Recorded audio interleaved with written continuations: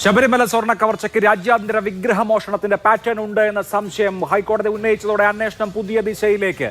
രാജ്യാന്തര ആന്റിക്കൊള്ളക്കാരൻ സുഭാഷ് കപൂറിന്റെ അതേ മോഡസ് ഓപ്പറാൻഡിയാണ് ഉണ്ണികൃഷ്ണൻ പോറ്റിയുടേതെന്ന് ദേവസ്വം ബെഞ്ച് നിരീക്ഷിച്ചിരുന്നു. 2.5 കിലോ സ്വർണം ക്ലാഡ് ചെയ്ത ശ്രീകോവിലിന്റെ വാതിൽ മാറ്റി 324 ഗ്രാം സ്വർണം പൂശിയ വാതിൽ വെച്ചതും അന്വേഷിക്കുന്നുണ്ട്. ഇപ്പോഴത്തെ ദേവസ്വം ഭരണസമിതി കഴിഞ്ഞ വർഷം സെപ്റ്റംബർ മുതൽ ദ്വാരപാലക ശില്പങ്ങൾ സ്മാർട്ട് ക്രിയേഷൻസിലേക്ക് അയക്കാൻ നടത്തിയ ശ്രമങ്ങൾ കോടതി അക്കമിട്ട് വിശദീകരിച്ചു. ഇതോടെ നിലവിലെ ഭരണസമിതി അറസ്റ്റിന്റെ നിഴലിലുമാണ് ഈ വിഷയം. ഇന്ന് ചർച്ച ചെയ്യുന്നു സൂപ്പർ പ്രൈം ടൈം. എന്നോടൊപ്പം advocate K Anilkumar CPM, Shri Ullas Babu BJP, Shri Rijil Makkutty Congress, Shri Rahul Easwar രാഷ്ട്രീയ നിരീക്ഷകൻ, ഒപ്പം തട്ടാശ്ശേരി കുടുംബാംഗമായ മഹേഷ് പണിക്കരും ചർച്ചയിൽ പങ്കെടുക്കും. ആദ്യം ശ്രീ രാഹുൽ ഈശ്വർ, ആദ്യം കരുതിയിരുന്നത് പോലെ ശബരിമലയിലെ സ്വർണം കുറച്ചെടുത്ത് അത് ഉരുക്കി വിൽക്കുക എന്നുള്ളതിനപ്പുറത്ത് രാജ്യാന്തര വിഗ്രഹമോഷ്ടാക്കളുടെ മോഡസ് ഓപ്പറാൻഡി പ്രയോഗിച്ച് ഒരുപക്ഷെ അന്താരാഷ്ട്ര മാർക്കറ്റിൽ വിറ്റിരിക്കാം അയ്യപ്പന്റെ അമൂല്യ വസ്തുക്കൾ എന്ന സംശയം കേരള ഹൈക്കോടതിയുടെ ദേവസ്വം ബെഞ്ച് പ്രകടിപ്പിക്കുകയാണ്. കാര്യങ്ങൾ മാറി മറിയുകയാണ്. നമ്മൾ കണ്ടത് മഞ്ഞുമലയുടെ അഗ്രം മാത്രമായിരിക്കുമോ? തീർച്ചയായിട്ടും അങ്ങനെയാണ് ശ്രീ അഭിലാഷ്. കാരണം നമ്മൾ ആദ്യം എല്ലാം വിചാരിച്ചത് ഒരു പ്രൊസീജിയറൽ എററാണ്, എന്തെങ്കിലും ടെക്നിക്കൽ എററാണ്. അന്നൊക്കെ ഞങ്ങളടക്കം പലരും നിലപാടെടുക്കുമ്പോൾ ദേവസ്വം ബോർഡ് കുറച്ചുകൂടെ ശ്രദ്ധിക്കണം, അല്ലെങ്കിൽ ഇത്തരം കാര്യങ്ങളിൽ ജാഗ്രത വേണമെന്നായിരുന്നു. പിന്നീട് അത് സ്വർണ്ണ കൊള്ളയായി മാറി. ഹീസ്റ്റ് ആൻഡ് പ്ലണ്ടർ എന്ന് ബഹുമാനപ്പെട്ട ഹൈക്കോടതി സൂചിപ്പിക്കുന്ന രീതിയിലായി. ഇന്ന് അത് ദേവസ്വം ബോർഡോ മറ്റും മാത്രം ഉൾപ്പെട്ട ഒരു കാര്യമല്ല. അന്താരാഷ്ട്ര മാനങ്ങളുള്ള ഇന്റർനാഷണൽ മാർക്കറ്റിൽ നമുക്കെല്ലാം അറിയാം കോടിക്കണക്കിന് രൂപ ഇത്തരം സ്മഗിൾഡ് കാര്യങ്ങൾക്ക് പലപ്പോഴും ഉണ്ട്. ആന്റീക്സിനുണ്ട്, എസ്പെഷ്യലി ഐഡൽസിനുണ്ട്. അങ്ങനെ വിഗ്രഹങ്ങൾ തിരിച്ചു കൊണ്ടുവരാൻ ബ്രിങ് അവർ ഗോഡ്സ് ബാക്ക് ഹോം പോലുള്ള മൂവ്മെന്റുകൾ പോലും ഉണ്ട്. അപ്പോൾ അന്താരാഷ്ട്ര മാർക്കറ്റ് അടക്കമുള്ള കാര്യങ്ങളെ ലക്ഷ്യം വെച്ച് സ്വർണ്ണ കൊള്ള സംഘം, അതായത് ഒരു മാഫിയായി പ്രവർത്തിച്ചു എന്നുള്ള കാര്യമാണ്. മുമ്പെല്ലാം നമ്മുടെ എല്ലാം അനുമാനം ദേവസ്വം ബോർഡ് അടക്കമുള്ള അന്നത്തെ പ്രധാന ആൾക്കാർ ഇതിന്റെ പുറകിലുണ്ടാവുമെന്നാണ്. അതിനും പുറകിലേക്ക് കണ്ണുകൾ പോകുമോ എന്ന സംശയത്തിലാണിപ്പോൾ. അതുകൊണ്ട് വളരെ സീരിയസ് ആയി വിഷയം എടുക്കണം. അതുകൊണ്ട് ഇത് CPM പെടുന്ന ആൾക്കാരും ഒട്ടും ഡിഫൻസിലേക്ക് പോകരുത്. കാര്യം അവരിൽ എല്ലാവരും ഉൾപ്പെടുന്നു എന്നൊന്നും ആരും പറയില്ല. പക്ഷേ ഗൗരവതരമായി പാർട്ടിയോട് ബന്ധമുള്ള ആൾക്കാരടക്കം ഇത്തരം വലിയ കണ്ണികളിൽ മാഫിയകളിൽ പെട്ടുപോയിട്ടുണ്ടോ എന്നൊരു സംശയത്തിന്റെ മുൾമുനയിലാണ് നമ്മൾ നിൽക്കുന്നത്. ഈ കേസിന്റെ 2 പ്രത്യേകത കൂടെ സൂചിപ്പിക്കാം. ഒന്ന്, ബഹുമാനപ്പെട്ട ഹൈക്കോടതിയുടെ കേസാണിത്. അതായത് ഹൈക്കോടതി സ്വമേധയാ എടുത്ത സുവോമോട്ടു കേസാണ്. ഹൈക്കോടതിയുടെ ഭാഷ ഈ വിധികളിൽ അസാധാരണ വിധം വ്യക്തമാണ്, ശക്തമാണ്. വളരെ സ്ട്രോങ് ലാംഗ്വേജ്, ഇമോട്ടീവ് ലാംഗ്വേജ് വരെ ഹൈക്കോടതി യൂസ് ചെയ്യുന്നുണ്ട്.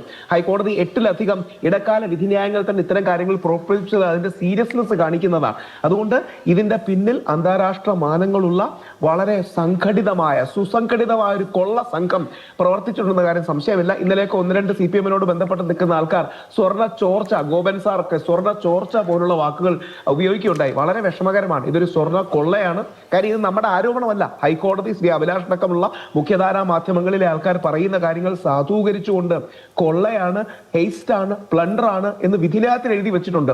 അയ്യപ്പന്റെ സ്വത്ത് കട്ടെടുത്തവരെ ഒരു കാരണവശാലും ഞങ്ങൾ വെറുതെ വിടില്ല എന്ന് വരെ ഹൈക്കോടതി വിധിയിൽ എഴുതി വെക്കാൻ തക്ക കൺവിക്ഷൻ, ഉറപ്പ്, ബോധ്യം ബഹുമാനപ്പെട്ട കേരള ഹൈക്കോടതിക്കുണ്ട്. ഇതിലെ ഹീറോ ഹൈക്കോടതിയാണ്, രണ്ടാമത്തെ ഹീറോ മാധ്യമങ്ങളാണ്. ഇതിനാര് ചെയ്താലും ഇവരൊക്കെ നമുക്ക് പരിചയമുള്ളവരാണ്. ശ്രീ അഭിലാഷ് അറിയാമല്ലോ, എല്ലാവരും പരിചയമുള്ളവരാണ്, കുടുംബ സുഹൃത്തുക്കളാണ്, ദശാബ്ദങ്ങളായി പരിചയമുള്ളവരാണ്. അതൊക്കെ സെക്കൻഡറിയാണ്. യഥാർത്ഥത്തിൽ അതിശക്തമായ നടപടികൾ വേണം. കാര്യം വിശ്വാസികളുടെ മനസ്സിൽ അത്ര ആഴത്തിൽ മുറിവേറ്റിട്ടുണ്ട്. യെസ്, ശ്രീ റിജിൽ മാക്കുറ്റി, ഇവിടെ സൂചിപ്പിച്ചതുപോലെ ഹൈക്കോടതി തന്നെ ഈ കേസ് രേഖ അനുസരിച്ച് കേസ് തന്നെ suo motu case as per the order dated 21/10/2025 പറയുന്ന കേസ് എന്ന് പറയുന്നത് regarding the heist and plundering of gold from gold cladded dwarapalakas placed on either side of the sreekovil Sabarimala എന്നാണ് ഹൈക്കോടതി രേഖകളിൽ ഈ കേസിന്റെ പേര് തന്നെ. ഈ കേസിനെ കുറിച്ച് സംസാരിക്കുമ്പോൾ ഇത് രാജ്യാന്തര മാനങ്ങളുള്ള കേസായി മാറുമോ എന്ന ആശങ്ക ഇപ്പോഴുണ്ട്. ഹൈക്കോടതി പ്രകടിപ്പിച്ചതൊരു സംശയമാണ്. കാരണം രാജ്യാന്തര സ്വർണ്ണ കൊള്ളക്കാരുടെ സുഭാഷ് കപൂറിനെ പോലെ ഈ പൗരാണിക സ്വത്ത് കവർന്ന് ആ നിലയ്ക്ക് കുപ്രസിദ്ധരായ ആളുകളുടെ മോഡസ് ഓപ്പറാൻഡി തന്നെയാണ് ഇവിടെ ഉപയോഗിക്കപ്പെട്ടിരിക്കുന്നത്. ശബരിമലയിലെ വിവിധ അമൂല്യ വസ്തുക്കളുടെ റെപ്ലിക്ക ഉണ്ടാക്കപ്പെട്ടിട്ടുണ്ട് എന്ന കാര്യം കോടതിക്ക് ബോധ്യമായിട്ടുണ്ട്. ആ പശ്ചാത്തലത്തിലാണ് ഈ നിരീക്ഷണവും. അപ്പോൾ ഇത് എവിടെ ചെന്ന് നിൽക്കും? ശ്രീ അഭിലാഷേ, ഇതിപ്പോൾ സിനിമാ കഥയെ പോലും വെല്ലുന്ന രൂപത്തിലുള്ള ഏറ്റവും വലിയ മാഫിയ സംഘങ്ങളാണ് ശബരിമല ദേവസ്വം ബോർഡിനകത്ത് ഇരിക്കുന്നത് എന്നും ഈ സർക്കാരിൻ്റെ കാലത്ത് നിയമിക്കപ്പെട്ട ദേവസ്വം ബോർഡ് അംഗങ്ങളും പ്രസിഡന്റ് ഉൾപ്പെടെ അവിടുത്തെ ഇടതുപക്ഷത്തിനുമായി നിൽക്കുന്ന ഇവരുടെ സംഘടന ഉദ്യോഗസ്ഥന്മാർ ഉൾപ്പെടെ നടത്തിയ വലിയൊരു തട്ടിപ്പാണ്. തട്ടിപ്പെന്നത് കവർച്ചയാണ്, കൊള്ളയാണ്. ഒരു ക്ഷേത്രത്തിലെ സ്വർണം മോഷ്ടിക്കുക എന്ന് പറയുമ്പോൾ ഇത്രയും പിന്നെ കള്ളന്മാർ അമ്പലത്തിൽ കയറി പിന്നെ നമുക്കറിയാൻ സാധിക്കും ഇത്തരത്തിലുള്ള പിന്നെ ഭണ്ഡാരങ്ങളൊക്കെ കവരുന്നത് നമ്മൾ കേട്ടിട്ടുണ്ട്. പക്ഷേ ഈ അമ്പലം സംരക്ഷിക്കേണ്ട ആളുകൾ എന്ന് പറയുന്നത് ദേവസ്വം ബോർഡിൻ്റെ ആളുകളാണ് ഈ പണിയെടുത്തത് എന്ന് പറയുമ്പോൾ അത് കോടതി തന്നെ കണ്ടെത്തുകയാണ്. ഇപ്പോൾ നമ്മൾ പ്രതിപക്ഷമോ അല്ലെങ്കിൽ മറ്റാരെങ്കിലും ഉന്നയിക്കുന്ന ആരോപണങ്ങൾ കോടതി പോലും പറയുകയാണ്. ഇപ്പോൾ നിങ്ങൾ പറഞ്ഞതുപോലെ തന്നെ അന്താരാഷ്ട്ര തലത്തിലുള്ള ക്ഷേത്ര കലാവസ്തുക്കൾ മോഷ്ടിക്കുന്ന സുഭാഷ് കപൂറിനെ പോലെ ആ രൂപത്തിലുള്ള സംഘങ്ങളാണ് ഈ ഉണ്ണികൃഷ്ണൻ പോറ്റി ഉൾപ്പെടെയുള്ള ആളുകൾക്ക് നേതൃത്വം കൊടുക്കുന്നത്, അല്ല അവരാണ് ഇതിൻ്റെ പിറകിൽ എന്ന് പറയുമ്പോൾ നമ്മൾ ഇവരെ എങ്ങനെ വിശ്വസിക്കും? കോടതിക്ക് പോലും വിശ്വാസമില്ല. കോടതി ഇടപെട്ടത് കൊണ്ടാണ് ഈ രൂപത്തിലെത്തിയത്. ഇവരുടെ സർക്കാരും ഇവരുടെ സംവിധാനവും അന്വേഷിക്കുമെങ്കിൽ ഇപ്പോൾ എന്തെങ്കിലും കാര്യം തുമ്പുണ്ടാകുമോ? കോടതി കർശനമായ നിരീക്ഷണം ഉള്ളത് കൊണ്ടാണ് ഈ കാര്യങ്ങൾ പോലും ഇപ്പോഴെങ്കിലും ഇത്രയെങ്കിലും പുറത്തു വന്നത്. ഇത് മഞ്ഞുമലയുടെ അറ്റമാണ്. ഇതിനകത്ത് വലിയ രൂപത്തിലുള്ള സ്കാം നടന്നിട്ടുണ്ട് എന്നുള്ളത് ഒരു തർക്കമില്ലാത്ത കാര്യമാണ്. അതുകൊണ്ട് ഈ അമ്പലക്കള്ളന്മാർക്കെതിരായി ഇവരെ ഒരു കാരണവശാൽ അവിടെ ശബരിമലയിൽ പ്രവേശിക്കാൻ പാടില്ല. ഈ ദേവസ്വം ബോർഡ് വകുപ്പിൻ്റെ ഇന്നത്തെ പ്രസിഡന്റും ഭാരവാഹികൾ ഉൾപ്പെടെ മുൻ 2019 മുതലുള്ള ഇവരുടെ ഭാരവാഹികൾ ഉൾപ്പെടെയുള്ള ആളുകളെ കുറിച്ച് കൃത്യമായ ബോധ്യം നമ്മുടെ മുമ്പിൽ വന്നിട്ടുണ്ട്. ദേവസ്വം ബോർഡിൻ്റെ കമ്മീഷണറായ വാസു എങ്ങനെയാണ് ദേവസ്വം ബോർഡ് പ്രസിഡന്റായത്? അയാളുമായി ബന്ധപ്പെട്ടുള്ള അയാൾ വിവാഹത്തിന് സ്വർണം കൊടുക്കാനുള്ള രേഖ ഉണ്ടാക്കുകയും അത് മെയിൽ ചെയ്യുകയൊക്കെ ചെയ്ത് വാർത്ത പുറത്തു വരില്ല. അപ്പോൾ ക്ഷേത്രത്തിലെ സ്വർണം ഇതൊക്കെ ചെയ്തു എന്ന് രേഖയോടുകൂടിയാണ്, വസ്തുതാപരമായ രേഖകൾ നമ്മുടെ മുമ്പിൽ തെളിഞ്ഞു നിൽക്കുമ്പോൾ യാതൊരു ഉളുപ്പുമില്ലാതെ ഞങ്ങൾ ഈ ദേവനെ സംരക്ഷിക്കുന്നവരാണ്, ശബരിമലയെ സംരക്ഷിക്കുന്നവരാണെന്ന് പറയുമ്പോൾ ഇത് വിശ്വസിക്കാൻ പറ്റും? അതുകൊണ്ട് ഈ അമ്പലക്കള്ളന്മാരെ, ഈ കാട്ടുകൊള്ളന്മാരെ, വീരപ്പനേക്കാളും വലിയ കള്ളന്മാരെ ഈ ദേവസ്വം ബോർഡിനകത്ത് നിന്ന് ആട്ടിയോടിക്കുക മാത്രമല്ല ഇവരെ കാരാഗൃഹത്തിലേക്ക് അടക്കാനുള്ള തീരുമാനമെടുക്കണം. ലക്ഷക്കണക്കിന് വരുന്ന വിശ്വാസികളുടെ വിശ്വാസത്തിന് മേലാണ് കളങ്കം ചാർത്തിയിട്ടുള്ളത്. ഇതൊരിക്കലും അംഗീകരിക്കാൻ പാടില്ല. ഇടതുപക്ഷത്തിന്റെ അവർ കക്കുക എന്ന് മുക്കുക എന്ന് അവർ നയാണ്. പക്ഷെ ക്ഷേത്രത്തിലെ സ്വർണം പോലും കക്കുന്ന കാട്ടുകള്ളന്മാരായി ഇവർ അധപ്പതിച്ചു എന്ന് പറയുമ്പോൾ എങ്ങോട്ടാണ് നമ്മുടെ നാട് പോകുന്നത്? എങ്ങനെയാണ് ഇവരെയൊക്കെ തന്നെ ഇത് ഏൽപ്പിക്കുക എന്നുള്ളത് ആളുകൾ ഭക്തന്മാരുടെ മനസ്സിനകത്ത് പോലും വളരെയേറെ മുറിവേൽപ്പിച്ചിട്ടുള്ള ഒരു സംഭവമാണ്. അതുകൊണ്ട് കൃത്യമായ ശക്തമായ അന്വേഷണം കോടതിയുടെ വീഴ്ച തന്നെ വേണം. ഈ കള്ളന്മാരെ പുറത്തു കൊണ്ടുവരാൻ തയ്യാറാവണം എന്നുള്ളതാണ് ഞങ്ങൾക്ക് പറയാനുള്ളത്. ശരി ശരി ശ്രീ അഡ്വക്കേറ്റ് അനിൽകുമാർ, 2519 ഗ്രാം സ്വർണമാണ് ശബരിമല ശ്രീകോവിലിന്റെ വാതിലുകൾ സ്വർണം ക്ലാഡ് ചെയ്യാൻ വേണ്ടി ഉപയോഗിച്ചിട്ടുള്ളത്. മാക്ഡവൽസ് ഗ്രൂപ്പ് 1998-99 കാലയളവിൽ ആ 2519 ഗ്രാം ക്ലാഡ് ചെയ്ത സ്വർണമുള്ള വാതിൽ മാറ്റിയിട്ട് വേറൊരു വാതിൽ തേക്കിൽ നിർമ്മിച്ച് ചെമ്പടിച്ച് 324 ഗ്രാം സ്വർണം പൂശിയിട്ടുള്ള ആ വാതിൽ പകരം വെക്കാണ്, റീപ്ലേസ് ചെയ്യാണ് ചെയ്തത്. എന്നിട്ട് ഈ ആദ്യത്തെ വാതിൽ അവിടുത്തെ ഒരു വഴിപാട് കൗണ്ടറിന്റെ അവിടെ ഇട്ടിരിക്കുകയായിരുന്നു. ഈ വിജിലൻസിന്റെ പരിശോധന വന്ന സമയത്ത് അത് സ്ട്രോങ് റൂമിലേക്ക് മാറ്റിയെന്നാണ് ഹൈക്കോടതി തന്നെ പറയുന്നത്. അപ്പോൾ 2.5 കിലോ സ്വർണം തകിടായി ക്ലാഡ് ചെയ്തിട്ടുള്ള ഒരു വാതില് മാറ്റിയിട്ട് വെറും 324 ഗ്രാമിന്റെ വാതിൽ വെക്കുമ്പോൾ ആദ്യത്തെ വാതിൽ എവിടെ പോയി? അത് എങ്ങോട്ട് ആരടിച്ചുകൊണ്ട് പോയി എന്നുള്ള ചോദ്യം സംഗതമാണല്ലോ. ഇപ്പോൾ ഹൈക്കോടതി ഇങ്ങനെ ഒരു പരിശോധന നടത്തിയില്ലായിരുന്നെങ്കിൽ ഇത് അനസ്യൂതം ഓരോരോ സ്വത്തായി ഇങ്ങനെ കൊണ്ടുപോയനെ എന്നുള്ളത് വേറെ വിഷയം. അപ്പോൾ ഈ കാര്യത്തിൽ ദേവസ്വം ബോർഡിന് യാതൊരു ഉത്തരവാദിത്വവും ഇല്ല എന്ന് ഇനി പറഞ്ഞു നിൽക്കാൻ കഴിയുമോ? അല്ല, ഇപ്പോൾ പുതുതായിട്ടൊന്നും സംഭവിച്ചിട്ടില്ല. ബഹുമാനപ്പെട്ട കോടതി വിശദമായ ഉത്തരവാണ് ഇന്നലെ ഇട്ടത്. ആ ഉത്തരവിൽ കോടതിയുടെ ശ്രദ്ധപ്പെടുത്താത്തൊരു കാര്യം കോടതിയുടെ ശ്രദ്ധയിലേക്ക് ഞാൻ പെടുത്താം. 16/6/2023 ബഹുമാനപ്പെട്ട ശബരിമല എക്സിക്യൂട്ടീവ് ഓഫീസർക്ക് തന്ത്രി ഒരു കത്തെഴുതുന്നത്. തന്ത്രി എഴുതിയ കത്തിനകത്ത് പറയുന്നത് ശബരിമല ശ്രീകോവിലിൻ്റെ വാതിൽ അടക്കമുള്ള കാര്യങ്ങൾ വിടവുണ്ട്, കുഴപ്പങ്ങളുണ്ട്, അത് അടിയന്തരമായി നവീകരിക്കണം. അതുപോലെ തന്നെ ദ്വാരപാലക ശില്പങ്ങളുമായി ബന്ധപ്പെട്ടും തന്ത്രി പറയുന്നുണ്ട്. അത് 2023 നിങ്ങൾ വളരെ വേഗം 2023 കാര്യമാണ് പറഞ്ഞത്. അതെ, 2019 ഈ വാതിൽ മാറ്റി വെച്ചിരിക്കുന്നത്. 2019 മാറ്റി വെച്ച വാതിലിലാണ് ഈ വിടവ്. 2023 അതെ, ഞാൻ പറയുന്നോട്ടെ, അഭിലാഷം കേൾക്കണ്ട. 2023 ആരംഭിച്ചൊരു പ്രക്രിയയുടെ തുടക്കം എവിടുന്നാണെന്നാണ് ചോദ്യം. ആ തുടക്കത്തിൽ തന്ത്രിയുടെ ഒരു ഭാഗം എന്തുകൊണ്ട് ഹൈക്കോടതി കണ്ടില്ല? ഹൈക്കോടതിയുടെ ഉത്തരവ് ഞാൻ വിശദമായി വായിച്ചു. 2024 മുതലുള്ള ചരിത്രമേ കോടതിക്ക് അറിയാവൂ. അപ്പോൾ ഇതുവരെയുള്ള ഒരു കടലാസിലും തന്ത്രിയുടെ ഈ കത്ത് വന്നിട്ടില്ലേ? 2019 തന്ത്രി കത്ത് കൊടുത്തിട്ടുണ്ടോ? ഇപ്രകാരം ഇത് മാറ്റി നവീകരിക്കേണ്ടതാണ് എന്ന ആവശ്യം തന്ത്രി ഉയർത്തിയിട്ടുണ്ടോ? ശബരിമലയിൽ തന്ത്രി എന്ന് പറഞ്ഞ ആൾ വഴിപോക്കനാണോ? തന്ത്രിക്ക് അധികാരങ്ങളുണ്ടോ? ഇപ്പം നമ്മുടെ മുമ്പിലുള്ളൊരു വസ്തുത, ബഹുമാനപ്പെട്ട തന്ത്രി ഉദ്ഘാടനം ചെയ്ത ഒരു സ്വർണ്ണക്കടയിൽ നിന്നാണ് അയ്യപ്പൻ്റെ സ്വർണം കട്ട പോറ്റിയുടെ ആ കളവിൻ്റെ ഭാഗമായി ഒരു ഭാഗം സ്വർണം ഇപ്പോൾ പിടിച്ചെടുത്തിരിക്കുന്നത്. അപ്പോൾ നമ്മുടെ മുമ്പിലുള്ള വസ്തുത എന്താണ്?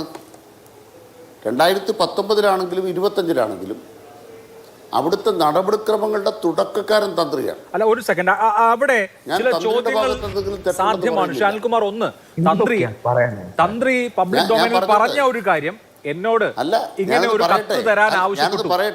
ഞാനത് പറയട്ടെ. ദേവസ്വം അഡ്മിനിസ്ട്രേറ്റർമാർ പറയട്ടെ, എന്നോട് ഒരു കത്ത് ആവശ്യപ്പെട്ടു, ഞാൻ കത്ത് കൊടുത്തിട്ടുണ്ട് എന്ന് തന്ത്രി പറയുന്നുണ്ട്. അപ്പൊ തന്ത്രിയോട് ആദ്യമേ ഇങ്ങനെ ഒരു നീഡുണ്ട് എന്ന രീതിയിൽ ഒരു കത്ത് ആവശ്യപ്പെടുന്നു, അദ്ദേഹം അത് കൊടുക്കുന്നു. അപ്പൊ ഗൂഢാലോചനയുടെ തുടക്കക്കാരനായി തന്ത്രിയെ പ്രതിഷ്ഠിക്കുകയാണോ? അല്ല, ഞാനൊന്നും പ്രതീക്ഷിച്ചിട്ടില്ല. നമ്മൾ അന്വേഷണം നടത്തുമ്പോൾ ബഹുമാനപ്പെട്ട കോടതിയുടെ കണ്ണിൽ ഇങ്ങനൊരു കത്ത് പെടാതെ പോകുന്നത് എന്തുകൊണ്ട്? അതിന് കാരണമുണ്ട്. ഇത് പറയാൻ കാരണം എന്താണ്? ശബരിമലയിലെ തന്ത്രി തന്നെ പ്രധാന തന്ത്രിയായിരിക്കുന്ന ഒരു ക്ഷേത്രമാണ് നമ്മളെല്ലാം മനസ്സിലാക്കിയിട്ട് പോലെ ബാംഗ്ലൂരിലെ ഒരു അയ്യപ്പ ക്ഷേത്രം. അവിടുത്തെ ശാന്തിക്കാരനായിരുന്നു പോറ്റി. ആ പോറ്റിയെ 2004 ശബരിമലയെ കൊണ്ടുവന്നത് ശബരിമലയിലെ കീഴ്ശാന്തിയുടെ കരിക്കർമ്മിയായിട്ടാണ്. എങ്ങനെയാണ് ഈ പോറ്റിയോടെ വന്നത്? അന്നിരിക്കുന്ന ദേവസ്വം ബോർഡ് ചുമന്നുകൊണ്ട് വന്നതാണോ? ഉമ്മൻചാണ്ടി സർക്കാരിൻ്റെ കാലത്താണ് 2004 ദേവസ്വം ബോർഡ് അതിൻ്റെ പ്രസിഡന്റ് കൊണ്ടുവന്നതാണോ? അല്ല. പോറ്റി അവിടെ കടന്നു കയറിയതിൽ തന്ത്രിക്ക് ഒരു പങ്കുണ്ട് എന്നത് മറച്ചു വെച്ചിട്ട് ആര് ചർച്ച നടത്തിയാലും ചർച്ച സത്യമല്ല. അതുകൊണ്ട് ബഹുമാനപ്പെട്ട കോടതിയോട് ഞാൻ അഭ്യർത്ഥിക്കുന്നൊരു കാര്യം, ഇപ്പോൾ കോടതി ചെയ്യുന്നൊരു കാര്യത്തിലെ പെശകെന്താണ് അത് ഞാൻ പറയാം. കേസ് വിളിക്കുന്നു, SITയെ കോടതി നേരിട്ട് കേൾക്കുന്നു, ഉത്തരവിറക്കുന്നു. ഇതെന്ത് നീതിപീഠമാണ്? എന്ത് നീതിന്യായമാണ്? അപ്പോൾ ആദ്യം ചെയ്യേണ്ടത് എന്താണ്? ഉത്തരവിറക്കുന്നുണ്ടെങ്കിൽ ബന്ധപ്പെട്ടവരെ കേൾക്കണം. ബന്ധപ്പെട്ടവരെ കേൾക്കാതെ ഉത്തരവിറക്കുന്നത് ഏത് നീതിന്യായമാണ് നമ്മുടെ രാജ്യത്ത്? ഞാൻ ഇതുവരെ മനസ്സിലാക്കിയിട്ടില്ല. കേസ് വിളിക്കുന്നു, SIT വരുന്നു, അടച്ചിട്ട മുറിയിൽ വക്കീലന്മാരെല്ലാം ഇറക്കിയിട്ട് കേസ് കേൾക്കുന്നു. അത് കഴിഞ്ഞ് ഡിക്റ്റേഷൻ കൊടുക്കാൻ നേരത്ത് എല്ലാവരും വാതിൽ തുറക്കുന്നു, എല്ലാവരും കയറി വിടുന്നു. ഇങ്ങനെയാണെന്നാണ് ഞാൻ കേട്ടത്. തെറ്റാണ്, ഞാൻ തിരുത്താം. അല്ല, പത്രപ്രവർത്തകർക്ക് അറിയാമെങ്കിൽ നിങ്ങളും പറഞ്ഞുകൊള്ളുക. എന്നിട്ട് വിശദമായ ഉത്തരവാണ്. ഈ ഉത്തരവിൽ ഏതെങ്കിലും ഭാഗത്ത് ആരെങ്കിലും കേട്ടിട്ടുണ്ടോ? എതിർഭാഗത്തെ വാദങ്ങളുണ്ടോ? അതിൻ്റെ ഭാഗമായി വസ്തുതാവിരുദ്ധമായ കാര്യങ്ങൾ ഉത്തരവിൽ വന്നിരിക്കുന്നു. ഞാനിപ്പോൾ ഉദാഹരണമായിട്ടൊരു വാചകം വായിക്കാം. അഭിലാഷിൻ്റെ കയ്യിൽ ആ ഉത്തരവ് ഉണ്ടെന്നാണ് എൻ്റെ ധാരണ. ഉണ്ടെങ്കിൽ അഭിലാഷ് ആ ഉത്തരവിലെ ഒരു പാരഗ്രാഫ് മാത്രം വായിച്ചാൽ മതി. ഞാൻ ഒറ്റ വാചകം വായിക്കുന്നുള്ളൂ. Paragraph number 24. 24ാം പാരഗ്രാഫിൽ ഒരു വാക്ക് പറയുന്നുണ്ട്. The board and its officers were fully aware that mister Potti was a person who had retained the leaf over gold amounting to approximately 474.97 grams. 497.97 gram സ്വർണം കൈവശം വെച്ചിരിക്കുന്ന ഒരാളാണ് പോറ്റി എന്ന് ദേവസ്വം ബോർഡുകാർക്കെല്ലാം അറിയാമായിരുന്നുവെന്നാണ് 24ാം നമ്പർ പാരഗ്രാഫിലെ ഉത്തരവിൽ ഞാൻ മനസ്സിലാക്കുന്നത്. അതെ, സത്യത്തിൽ SITയുടെ അന്വേഷണത്തിലല്ലേ ഇത് കണ്ടെത്തിയത്? അപ്പോൾ ഈ 2025 ഈ വാതിൽപ്പാടുകളോ അല്ലെങ്കിൽ അതുപോലത്തെ ഇവിടുത്തെ ഈ ദ്വാരപാലക ശില്പങ്ങളോ നവീകരിക്കാനായിട്ട് കൊണ്ടുപോകുമ്പോൾ അല്ല, അങ്ങ് ഇതിന്റെ പൂർണ്ണമായ കാര്യങ്ങൾ മനസ്സിലാക്കിയിട്ടില്ല എന്ന് തോന്നുന്നു ശ്രീ അനിൽകുമാർ. എന്റെ കയ്യിൽ 474 ഗ്രാം സ്വർണം ബാക്കിയുണ്ട്, ലെഫ്റ്റ് ഓവർ ഗോൾഡ് എന്ന് ഈ ഉത്തരവിൽ പറയുന്ന 474 ഗ്രാം സ്വർണം എന്റെ കയ്യിൽ ബാക്കിയുണ്ട് എന്ന് പറഞ്ഞുകൊണ്ട് നമ്മുടെ ഉണ്ണികൃഷ്ണൻ പോറ്റി ദേവസ്വം ബോർഡിന് ഒരു ഇമെയിൽ അയച്ചിരുന്നു. ആ ഇമെയിൽ സ്വീകരിച്ചത് ആരാന്നറിയാമോ? ദേവസ്വം ബോർഡിന്റെ പ്രസിഡന്റ് N. വാസു. അപ്പൊ N. വാസു എന്ത് ചെയ്തു? ആ ഇമെയിൽ അദ്ദേഹം തിരുവാഭരണം കമ്മീഷണർക്ക് ഫോർവേഡ് ചെയ്തു. തിരുവാഭരണം കമ്മീഷണറും തിരുവാഭരണം കമ്മീഷണറും ക്ഷേത്രം എക്സിക്യൂട്ടീവ് ഓഫീസറും അല്ലല്ല, ദേവസ്വം ഇതൊക്കെ ബോർഡ് എനിക്ക് പ്രസിഡന്റും ഒക്കെ അറിയാവുന്ന അറിഞ്ഞ കാര്യം. കാര്യമാണ്. ഇതൊക്കെ എനിക്കറിയാവുന്ന കാര്യം. ഞാൻ അങ്ങോട്ട് പറയട്ടെ സാർ. അതാണ് ഇവിടെ പറഞ്ഞിരിക്കുന്നത്. അപ്പൊ ബോർഡിന് ഞാൻ അറിയാമായിരുന്നു, ചോദിച്ചോട്ടെ. ബോർഡ് പ്രസിഡന്റ് എൻ വാസുവിനും തിരുവാഭരണം കമ്മീഷണർക്കും അറിയാമായിരുന്നു 474 ഗ്രാം സ്വർണം ഉണ്ണികൃഷ്ണൻ പൊറ്റിയുടെ കയ്യിൽ ലെഫ്റ്റ് ഓവർ ഗോൾഡ് ആയിട്ടുണ്ട് എന്ന്. അത് അറിഞ്ഞിട്ടും നിങ്ങൾ പിന്നെയും എന്തിനാണ് അയാൾക്ക് തന്നെ 2024 വിളിച്ച് ഈ പരിപാടി കൊടുത്തതെന്നാണ് കോടതി ചോദിച്ചത്. വളരെ ന്യായമായ സംഗതമായ ഒരു ചോദ്യമല്ലേ അത്? അതെ, ഞാനൊന്ന് പറയട്ടെ. ഞാനൊന്ന് പറയട്ടെ, ഞാൻ മനസ്സിലാക്കിയത് പറയാം. ഈ ദേവസ്വം ബോർഡ് പ്രസിഡന്റിന് അയച്ച മെയിലിനകത്ത് ഇങ്ങനൊരു 474.97 ഗ്രാം എന്നൊരു കണക്കുള്ളതായി ഞാൻ മനസ്സിലാക്കിയിട്ടില്ല. മെയിൽ കയ്യിലുണ്ടെങ്കിൽ ഒന്നെടുത്ത് വായിക്കുക. അല്ല, പറയട്ടെ സാർ, ഒരു കാര്യം ഞാൻ ദയവായി കേൾക്കുക. നമ്മളൊരു ചർച്ച പങ്കെടുക്കുമ്പോൾ നിങ്ങൾ പറയുന്നത് എല്ലാം കേൾക്കുന്നുണ്ടല്ലോ. ഞാൻ വളരെ ചൂണ്ടിക്കാണിക്കുക മാത്രമാണ്. പറയാൻ അനുവദിക്കും അങ്ങേ. പറയട്ടെ സാർ, ഞാനത് പറയട്ടെ സാർ. ഞാൻ പറയുന്ന പോയിന്റ് ഇതാണ്. എൻ്റെ പോയിന്റ് ഞാൻ പറയട്ടെ. എൻ വാസു എന്ന് പറയുന്ന ദേവസ്വം ബോർഡ് പ്രസിഡന്റിന് പോറ്റി ഒരു കത്തയക്കുന്നു, അല്ലെങ്കിൽ മെയിൽ അയക്കുന്നു. പ്രസിഡന്റ് അയക്കുന്ന കത്തിൽ സ്വർണം പൂശിയതിന് ശേഷം കുറച്ച് സ്വർണം മിച്ചമുണ്ട്, അത് ഏതെങ്കിലും ഒരു പെൺകുട്ടിയുടെ കല്യാണത്തിന് ഉപയോഗിക്കാൻ ദേവസ്വം ബോർഡുമായിട്ട് യോജിച്ചൊരു പദ്ധതി വെക്കാവോ? ഇവിടെ ഇപ്പോൾ ഒരാൾ പറയുന്നത് കേട്ട് എൻ വാസുവിൻ്റെ മകൾക്ക് കല്യാണത്തിനെന്നൊക്കെ കേട്ടു. അങ്ങനെ കോൺഗ്രസ്സുകാരെ വാദിച്ചോട്ടെ, ഞാൻ ഒത്തെ പിടിക്കാൻ ഉദ്ദേശിക്കുന്നില്ല. ഞങ്ങൾ പറയണത്, കമ്മ്യൂണിസ്റ്റ് പാർട്ടി പറയണത്, ഏതൊരു വ്യക്തിയാണെങ്കിലും അവിടെ ക്രിമിനൽ കുറ്റം ചെയ്തിട്ടുണ്ടെങ്കിൽ ജയിലിൽ കിടക്കും. അതിലൊരു വിട്ടുവീഴ്ചയും കേരളത്തിലുണ്ടാവില്ല. പക്ഷേ അന്വേഷണം നടത്തേണ്ടത് പോലീസാണ്. ആ പോലീസ് അന്വേഷണം നടത്തിക്കൊണ്ടിരിക്കുമ്പോൾ അമിതാവേശം ആരും കാട്ടരുത്. പാതി വന്ന സാധനമായിട്ട് വിധി പറയാൻ വന്നേക്കല്ലേ. കമ്മ്യൂണിസ്റ്റുകാർ സ്വർണം കെട്ടുന്ന കള്ളമായിട്ട് ഈ വഴി നടക്കരുത്. അവിടെ സ്വർണ്ണമോഷണം നടത്തിയ പോറ്റി അവിടെ വന്നത് കമ്മ്യൂണിസ്റ്റ് പാർട്ടിയുടെ ഓഫീസിൽ നിന്ന് കത്ത് കൊടുത്തിട്ടല്ല, കൊണ്ടുവന്നത് തന്ത്രി കുടുംബത്തിൽ നിന്നാണ്. മാത്രമല്ല, ഈ തന്ത്രിയുടെ കുടുംബത്തിൻ്റെ കല്യാണം സമീപകാലത്ത് നടന്നപ്പോൾ ഈ പോറ്റി അവിടെ ഉണ്ടായിരുന്നോ? ഞാനീ പറയേണ്ടത്, ഞങ്ങളൊരു രാഷ്ട്രീയ പാർട്ടിയാണ്, ഒരു ഗവൺമെന്റാണ്. ശരി, അല്ല അന്തസ്സായിട്ട് ഭരിച്ചുകൊണ്ടിരിക്കുന്ന ഒരു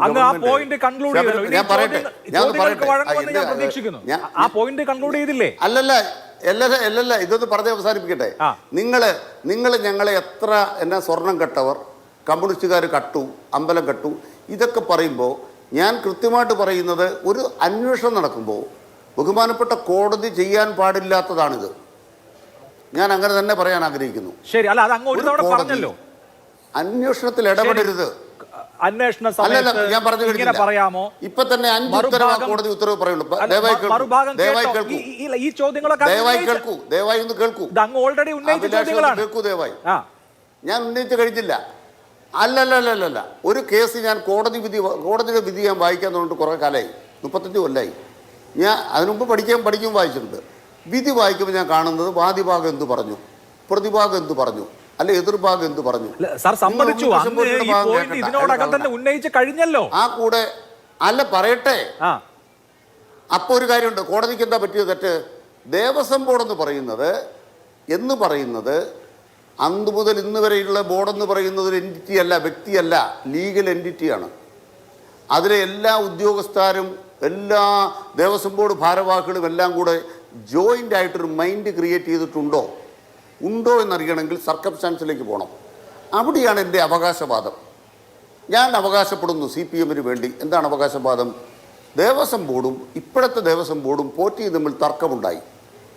എന്തിലാണ് തർക്കം? ദ്വാരപാലക ശില്പങ്ങളിലെ പീഠങ്ങളുമായി ബന്ധപ്പെട്ട തർക്കം. അതിനിവിടുത്തെ ദേവസ്വം ബോർഡിനെ കള്ളനാക്കാൻ പോറ്റി നോക്കി. ദേവസ്വം ബോർഡ് പ്രതികരിച്ചു. അവസാനം പോറ്റി കള്ളനാണെന്ന് തെളിഞ്ഞു. അപ്പോൾ ദേവസ്വം ബോർഡും പോറ്റിയും പരസ്പരം ഏറ്റുമുട്ടിയിട്ടാണ് ഈ വസ്തുതകൾ പുറത്തു വന്നത്.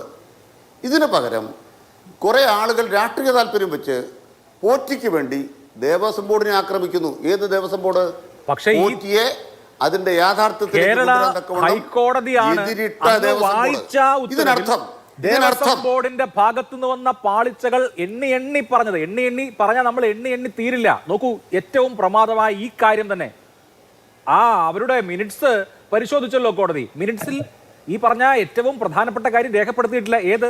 ചെന്നൈയിലേക്ക്, സ്മാർട്ട് ക്രിയേഷൻസിലേക്ക് ഈ ദ്വാരപാലക ശില്പങ്ങളുടെ പാളികൾ കൊടുത്തുവിട്ടത് പോലും മിനിറ്റ്സിൽ രേഖപ്പെടുത്തിയിട്ടില്ല. മിനിറ്റ്സിൽ വലിയ മിസ് അപ്രോപ്രിയേഷൻ ഉണ്ട്, ഒന്നാമത്തെ വശം. രണ്ടാമത്തത് വളരെ കാതലായ പ്രശ്നം. ഇപ്പോൾ അന്ന് 2019 ഇയാൾ ഈ സ്വർണം കൊണ്ടുപോയ സമയത്തെ അഡ്മിനിസ്ട്രേറ്റീവ് ഓഫീസറായിരുന്നു. അതിനുശേഷം ഈ 2024 ഈ ചർച്ചകൾ നടക്കുമ്പോൾ എക്സിക്യൂട്ടീവ് ഓഫീസർ മുരാരി ബാബു. ആ സമയത്താണല്ലോ വീണ്ടും ഇത് കൊടുത്തുവിടാനുള്ള ശ്രമങ്ങൾ നടന്നത്. കോടതി ചോദിക്കുന്നു, ബോർഡ് പ്രസിഡന്റ് ഇതിന്റെ അർജൻസി ഇക്കാര്യത്തിൽ വ്യക്തമാക്കിയതുകൊണ്ട് പെട്ടെന്ന് കഴിഞ്ഞ മണ്ഡലകാലത്തിന് മുമ്പ് തന്നെ ദ്വാരപാലക ശില്പങ്ങളുടെ അറ്റകുറ്റപ്പണികൾ തീർക്കണം എന്ന ഒരു ഹേസ്റ്റ് ഉണ്ടായിരുന്നു. അതിന്റെ അടിസ്ഥാനത്തിൽ പെട്ടെന്ന് കാര്യങ്ങൾ നീക്കി. പക്ഷേ അങ്ങനെയൊക്കെ ചെയ്തിട്ട് പിന്നെ ചെന്നൈയിലേക്ക്, സ്മാർട്ട് ക്രിയേഷൻസിലേക്ക് ഇത് കൊടുത്തുവിട്ടില്ല. സീസൺ ജനുവരിയിൽ കഴിഞ്ഞു, മണ്ഡല മകരവിളക്ക് കാലം കഴിഞ്ഞു. അത് കഴിഞ്ഞ് ഒരുപാട് സമയം ഉണ്ടായിരുന്നു.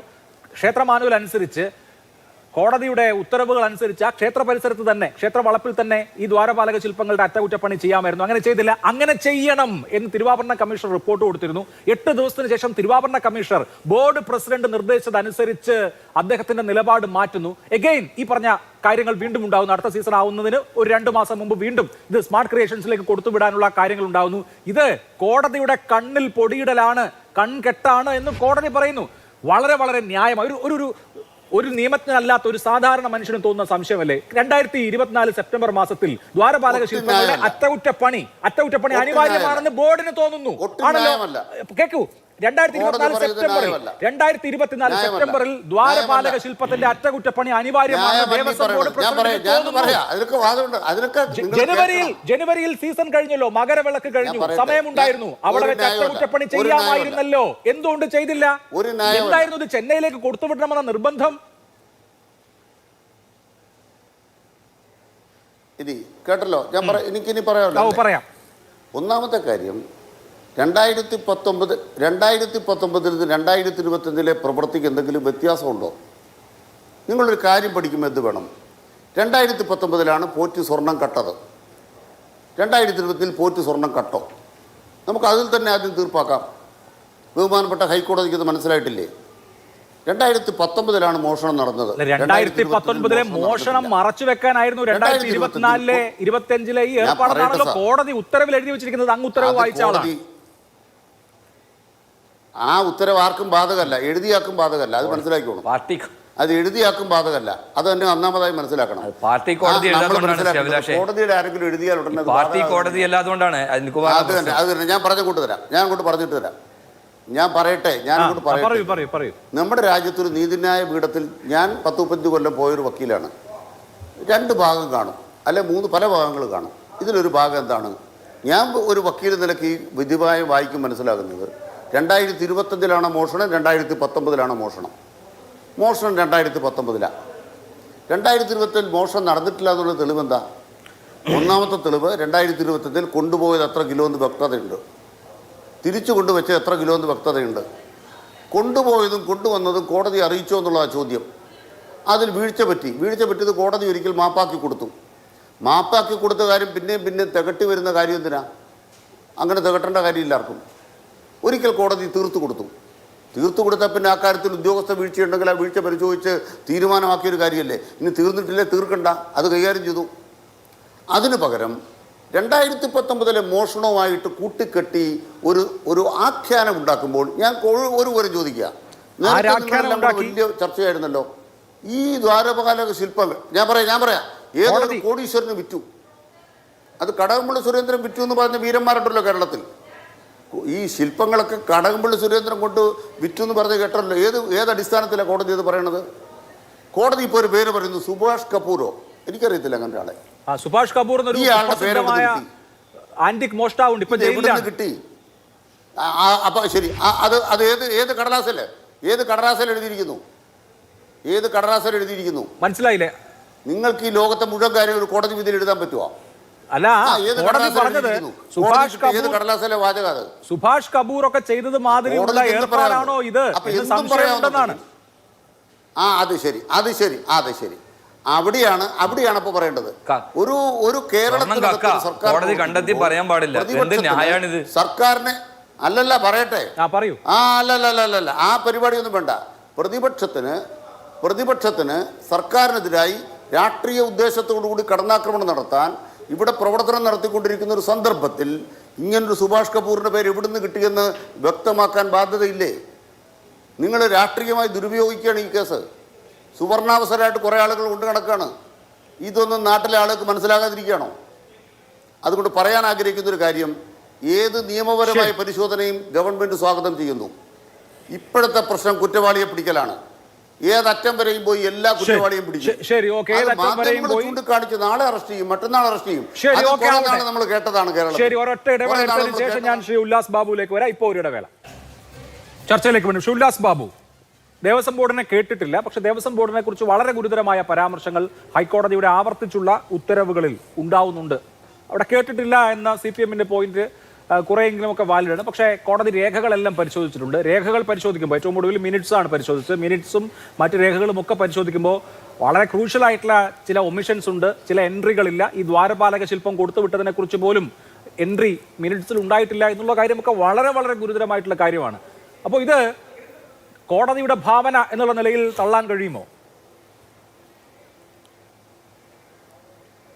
അല്ല, അനിൽകുമാറിനെ സംബന്ധിച്ചിടത്തോളം അതുക്കപ്പുറത്ത് വേറെ ഒന്നും അദ്ദേഹത്തിന് പറയാൻ സാധിക്കില്ല. കാരണം അദ്ദേഹത്തിൻ്റെ പാർട്ടിയുടെയും അദ്ദേഹത്തിൻ്റെ സർക്കാരുടെയും കൈകൾ ശുദ്ധമല്ല എന്നും അദ്ദേഹത്തിൻ്റെ സർക്കാർ കാവലായി നിൽക്കേണ്ട സ്ഥലത്ത് കള്ളനായി നിന്നു എന്നുള്ള യാഥാർത്ഥ്യ ബോധ്യം പൊതുസമൂഹത്തിനുണ്ട്. അനിൽകുമാറിന് ന്യായീകരിക്കാം, അദ്ദേഹത്തിന് വേറെ എന്താ ചെയ്യാൻ പറ്റുക? കസാരയിൽ ഇരുന്നിട്ട് ന്യായീകരിച്ചിരിക്കുക എന്നല്ലാതെ വേറൊരു മാർഗ്ഗമൊന്നുമില്ല. അതങ്ങനെ തന്നെ ഇരിക്കാൻ സാധ്യമാവുള്ളൂ. പക്ഷെ ഒരു കാര്യം നിങ്ങൾ മനസ്സിലാക്കേണ്ടത്, അദ്ദേഹം പറഞ്ഞ ഞങ്ങൾക്ക് ദേവസ്വം ബോർഡിന് കേൾക്കില്ല. എന്തിനു കേൾക്കണം? ആ കള്ളന്മാരെന്തിനു കേൾക്കേണ്ട കാര്യമുള്ളൂ?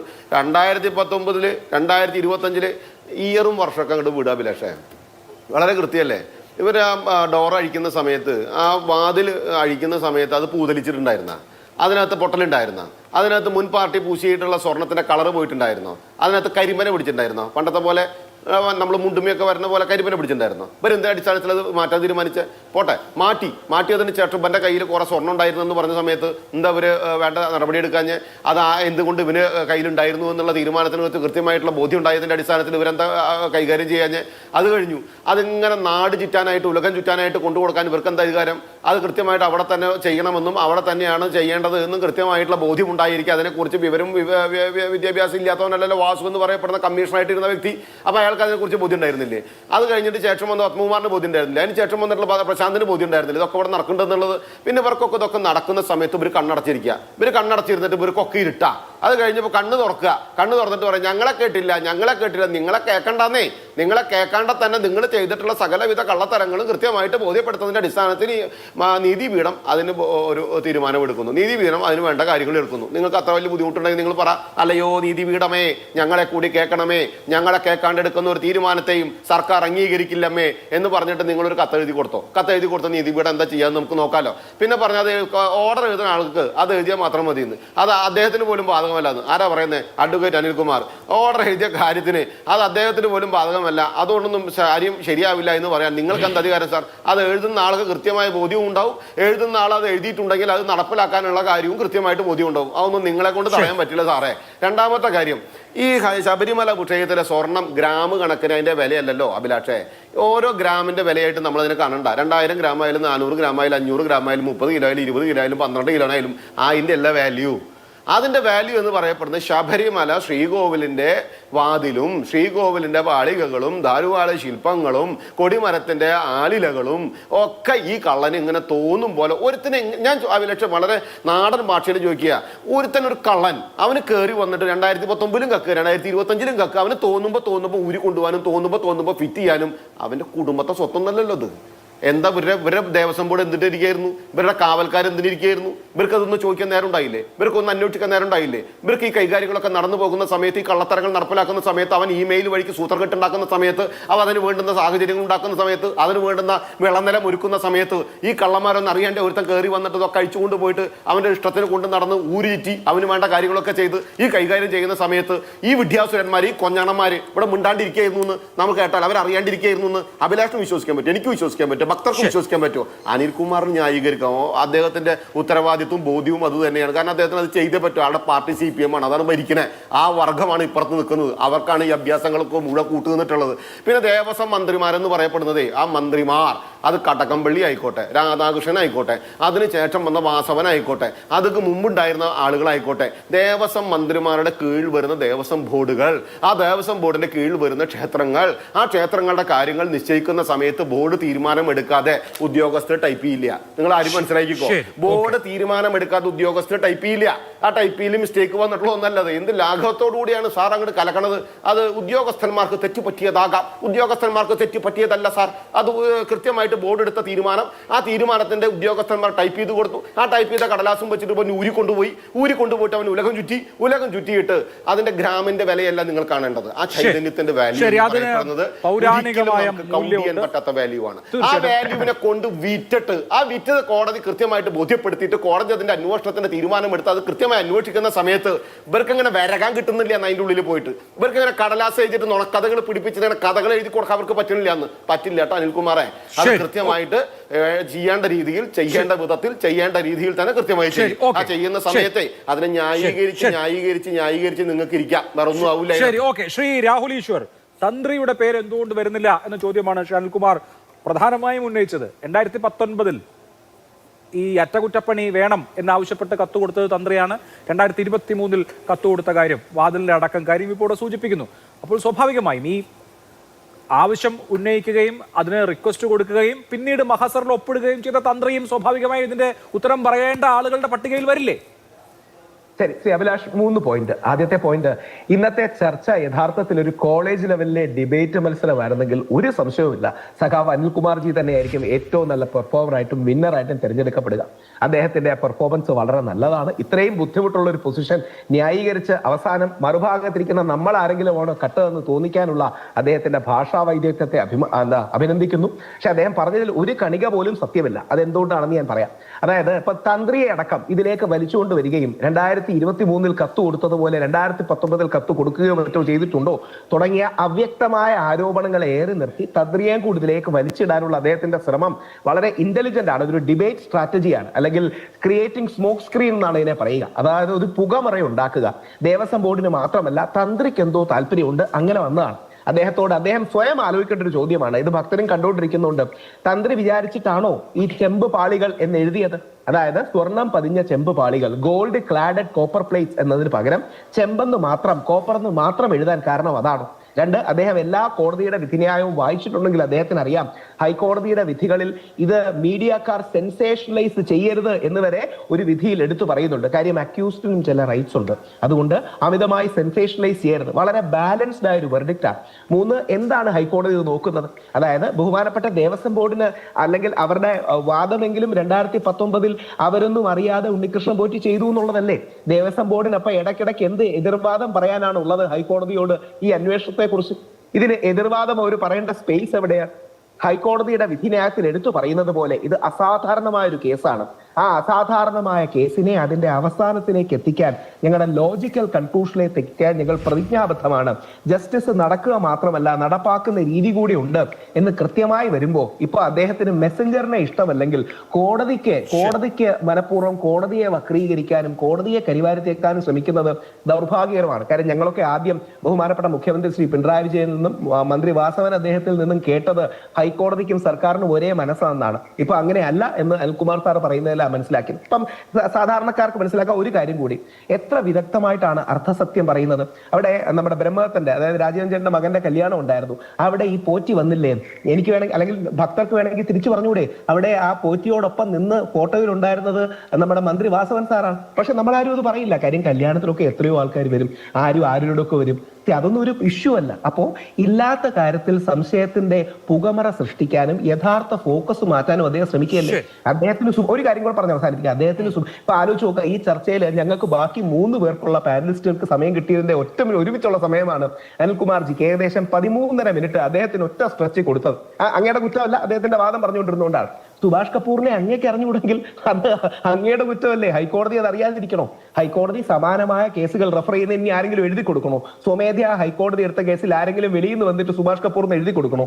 അപ്പോ ഇത്തരം മുട്ടാപ്പോക്ക് ന്യായങ്ങൾ പറയാതെ കേസിന്റെ ഗൗരവം എടുത്ത് ആദ്യം മുഖ്യമന്ത്രിയിൽ നിന്നും ശ്രീ വാസവനിൽ നിന്നും ഒക്കെ കേട്ടത് ഇങ്ങനെയാണ്, ഹൈക്കോടതിയുടെ മനസ്സും സർക്കാരിന്റെ മനസ്സും ഒന്നാണ് തുടങ്ങിയ വാചകങ്ങളാണ്. രാഷ്ട്രീയമായി പറയുന്നതിനെങ്കിൽ രാഷ്ട്രീയവും മറുപടി പറയാം. പക്ഷേ കോടിക്കണക്കിന് ഭക്തരുടെ മനസ്സിന് വേദനയുണ്ടാക്കിയ, വിഷമമുണ്ടാക്കിയ അയ്യപ്പന്റെ സ്വർണം കട്ടൊരു വിഷയമാണ്. 1250 ക്ഷേത്രങ്ങളിലെ സ്വർണം ഇനിയും സേഫ് ആണെന്ന് നമുക്ക് കരുതാൻ കഴിയൂ? തിരുവിതാംകൂർ ദേവസ്വം ബോർഡിന്റെ കീഴിലുള്ള ബാക്കി 1250 ഉണ്ട്. ഇനി 2 ആരെങ്കിലും സ്പോൺസർ ചെയ്യാൻ വരുമോ? ഈ ബാക്കി അന്യ സംസ്ഥാനങ്ങളിൽ നിന്ന് സ്വർണം കക്കുന്നവരാണ് ദേവസ്വം ബോർഡ് ബന്ധപ്പെട്ട് നിൽക്കുന്നതെന്നോ പറഞ്ഞാൽ ഇവർ ഈ പ്ലാൻ ചെയ്ത സ്പോൺസർഷിപ്പ് റേസിംഗ് എന്തെങ്കിലും പറ്റൂ? നേരത്തെ 5 കോടിയോളം വക മാറ്റി ചെലവഴിച്ചല്ലോ, 3 കോടിയോളം പല കമ്പനികൾക്കായിട്ട് കൊടുത്തല്ലോ, അല്ലെങ്കിൽ അവിടെ ലക്ഷക്കണക്കിന് രൂപ ഹോട്ടൽസിന്, 5 സ്റ്റാർ ഹോട്ടൽസിന് അടക്കം കൊടുത്തല്ലോ. അതൊക്കെ പിന്നീട് സ്പോൺസർമാരെ കിട്ടുന്ന റേറ്റ് ചെയ്ത് തിരിച്ചു കൊടുക്കാന്നല്ലേ പറഞ്ഞത്? ആര് തരും? അങ്ങനെ ധാരാളം പ്രശ്നങ്ങൾ. ശ്രീ അനിൽകുമാർ, നമുക്ക് ഇപ്പോൾ 2 അതിഥികൾ കൂടി ഉണ്ട്. ഞാൻ അവരിലേക്ക് പോകുന്നതിന് മുമ്പ് ശ്രീ അനിൽകുമാർ, അങ്ങയുടെ മുമ്പിൽ അങ്ങേക്ക് വളരെ ബ്രീഫായി ഉത്തരം പറയാനുള്ള 2 ചോദ്യങ്ങളൊക്കെയാണ്. നേരത്തെ പറഞ്ഞല്ലോ 2023 തന്ത്രി ഈ വാതിലിന് കുഴപ്പമുണ്ട്, വാതിലുമായി ബന്ധപ്പെട്ട ഒരു റിക്വസ്റ്റ് നടത്തിയിട്ടുണ്ട് ദേവസ്വം ബോർഡ് മുൻപാകെ എന്ന് പറഞ്ഞല്ലോ. ഈ 2019 വാതിൽ മാറ്റിവെച്ചത് എന്ത് സാഹചര്യത്തിൽ? 2019 നിലവിലുണ്ടായിരുന്ന ശ്രീകോവിൽ വാതിലിന് എന്തെങ്കിലും കുഴപ്പമുണ്ടായിരുന്നോ? എന്തെങ്കിലും പ്രശ്നം ഉണ്ടായിരുന്നോ?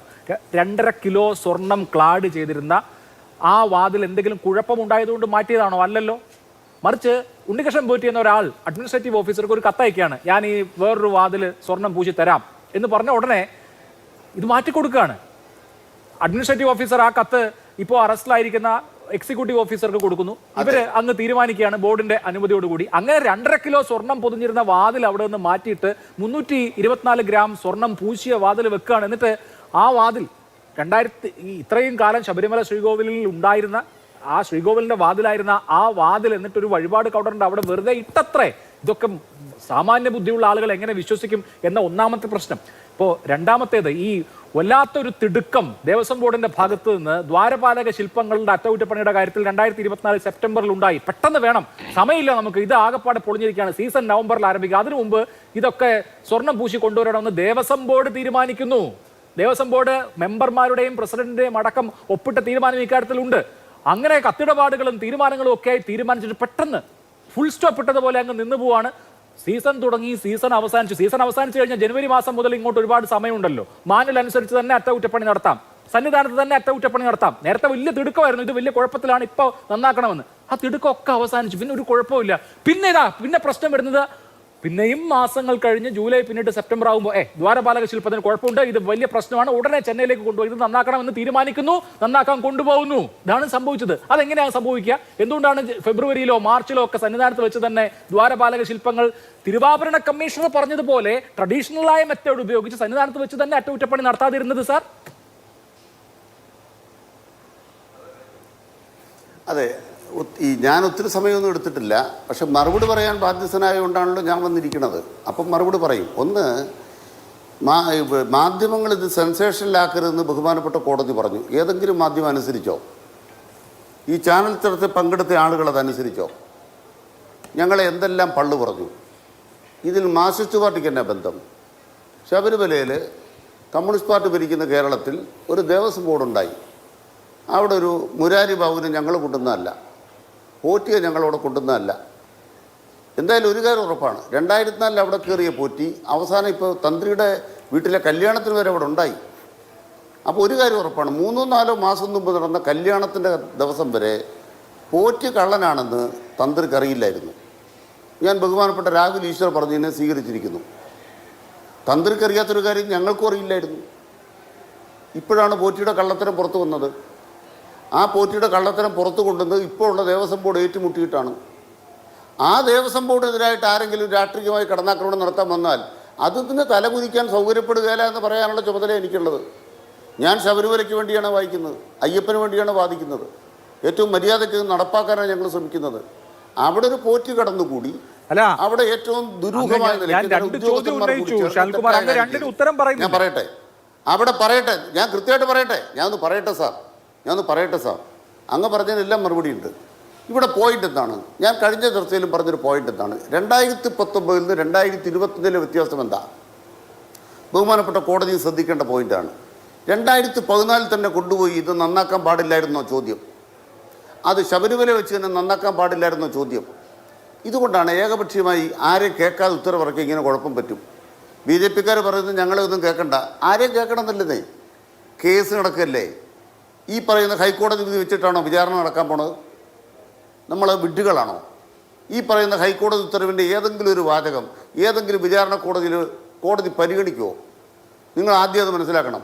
ഇപ്പോൾ ഹൈക്കോടതി എഴുതിയ 6 ഉത്തരവും ഒരു വിചാരണ കോടതിയിലും ഒരു വിലയില്ല അതിന്. കാരണം എന്താണ്? വിചാരണ വേറെയാണ്. അപ്പം മനസ്സിലാക്കേണ്ട കാര്യം എന്താണ്? കോടതികൾ ഇത്തരം ഉത്തരവിടുമ്പോൾ ആ ഉത്തരവുകൾ പ്രതിപക്ഷം ദുരുപയോഗിക്കുന്നു. അതാണ് എൻ്റെ കേസ്. എന്നിട്ടോ സംശയമൊന്നും നിർത്തുകയാണ്. ഒന്നാമത്തെ പോയിന്റ് എന്താണ് ഞാൻ പറയുന്നത്? ശബരിമലയ്ക്കുടെ സന്നിധാനം എന്ന് പറയുന്നത് ഇപ്പോൾ നമ്മുടെ വനമായതുകൊണ്ട് മെർക്കുറി അടക്കമുള്ള സാങ്കേതിക വിദ്യകൾ അവിടെ ഉപയോഗിക്കുന്നതിൽ വല്ല നിരോധനം പുതുതായിട്ട് വന്നിട്ടുണ്ടോ? അതുണ്ടോ ഇല്ലയോ എന്നൊരു പരിശോധന നടക്കണേ. അവിടെ ആരെങ്കിലും കേൾക്കണം. അടച്ചിട്ട മുറിയിൽ SIT വിളിച്ചാൽ കേൾക്കത്തില്ല. അത് ആ ഭാഗം കേൾക്കുമ്പോൾ അതിനെക്കുറിച്ച് എന്തുകൊണ്ടെന്ന് മറുപടി ഇവിടെ കിട്ടും. ചോദിച്ചാൽ BJP-ക്കാരൻ പറയണു ചോദിക്കണ്ട, ഞങ്ങളാണോ തീരുമാനിച്ചത്? നിയമപരമായിട്ട് അവിടെ പ്രവർത്തിക്കാൻ പറ്റും. വനത്തിനകത്ത് ചില കാര്യങ്ങൾ ചെയ്യുമ്പോൾ അന്നില്ലാത്ത നിയന്ത്രണങ്ങളുണ്ട്, 99 ഇല്ലാത്ത നിയന്ത്രണങ്ങളുണ്ട്. അപ്പോൾ കൊണ്ടുപോകാൻ നിർബന്ധിതമായപ്പോൾ 2019 കൊണ്ടുപോയവരല്ല 2025 കൊണ്ടുപോയത്. അതാണ് എൻ്റെ വാദം. 2019 കൊണ്ടുപോയതെല്ലാം കറക്റ്റാണ്, ഞങ്ങളുടെ വാദം അതല്ല. 2025 കൊണ്ടുപോയതിന് എന്താണ് തെറ്റ്? അത് കോടതി പറഞ്ഞ ഉത്തരം പറയും. പോയിന്റ് അതാണ്. ഉദ്യോഗസ്ഥന്മാർ കൊണ്ടുപോകണമെന്നാണ് ദേവസ്വം ബോർഡ് ഉത്തരവ്. ഉദ്യോഗസ്ഥന്മാർ കൊണ്ടുപോകണമെന്ന് പറഞ്ഞാൽ കസ്റ്റോഡിയനായ തിരുവാഭരണ കമ്മീഷണർ കൊണ്ടുപോകണം. അതേസമയം 2019 ദേവസ്വം ബോർഡിൻ്റെ ഉത്തരവിനെ മറികടന്ന് തിരുവാഭരണ കമ്മീഷണർ ഹാജരാകാതെ, സ്മിത്ത് ഹാജരാകാതെ നിയമവിരുദ്ധമായി പോറ്റിയുടെ കയ്യിൽ ഒറ്റയ്ക്ക് കൊടുത്തു വിട്ടു. പിന്നെ ബഹുമാനപ്പെട്ട കോടതി പറയുന്നത് ഇതൊക്കെ മിനിറ്റ്സ് കാണുമെന്നോ? അതാണ് കോടതിയോട് ഞാൻ ചോദിക്കുന്നൊരു കാര്യം. ദേവസ്വം ബോർഡിൻ്റെ യോഗത്തിൻ്റെ മിനിറ്റ്സിൽ ഏതെങ്കിലും ഒരു വർക്ക് എക്സിക്യൂട്ട് ചെയ്തതിൻ്റെ മിനിറ്റ്സ് എഴുതി വെക്കുമോ? അവിടെ ദ്വാരപാലക ശില്പങ്ങൾ അളക്കുന്നു, വീഡിയോ എടുക്കുന്നു, ഇതൊക്കെ ദേവസ്വം ബോർഡിൻ്റെ മിനിറ്റ്സേ വരുമോ? നമ്മൾ ഏത് ലോകത്തിരുന്ന വർത്തമാനം പറയണത്?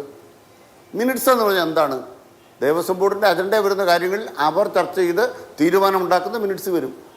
2019 ഒരു മിനിറ്റ്സിനകത്ത് വന്ന കാര്യങ്ങൾ വെച്ച് ഒരു ഉത്തരവിറക്കി. 2025 വന്ന കാര്യങ്ങൾ വെച്ചൊരു ഉത്തരവിറക്കി.